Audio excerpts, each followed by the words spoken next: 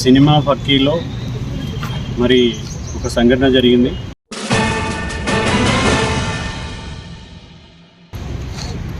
గౌరవప్రదంగా ఉంటూ 5 సంవత్సరాల నుంచి వికారాబాద్ పట్టణ ప్రజలకి, చిన్నపిల్లలకి వైద్యం చేస్తున్న ఒక డాక్టర్ పైన 9:30 వరకు అక్కడ రోగులకి, పిల్లలకి ఇంజెక్షన్లు, గ్లూకోజులు పెట్టి మరి అప్పటికి కూడా తను తినలేదు, ఆకలి అవుతుందని చెప్పేసి అక్కడ పేషెంట్లని హాస్పిటల్లో పెట్టి, అక్కడ ఆల్రెడీ 3-4 పేషెంట్లు ఉన్నారు. మరి ఆ పేషెంట్లకు చెప్పి ఒక హాఫ్ అన్ అవర్లో నేను ఇంటికి వెళ్ళి వస్తానని చెప్పేసి మరి డాక్టర్ కార్ తీసుకొని జస్ట్ హాస్పిటల్ నుంచి ఒక 300 మీటర్లు కూడా వెళ్ళలేదు. మరి వికారాబాద్ పోలీస్ స్టేషన్ నుంచి ఒక టీం వచ్చి కార్ని ఆపి, డాక్టర్ డ్రైవర్ సీట్లో ఉన్నారు. మరి డిక్కీ ఓపెన్ చేయమంటే డిక్కీ ఓపెన్ చేయడం జరిగింది.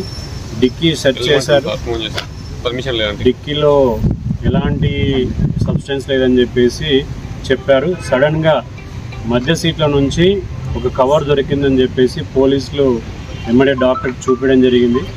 మరి సెర్చ్ ఏమో డిక్లో జరిగింది, పాకెట్ ఏమో మిడిల్ సీట్లో దొరికింది. కాబట్టి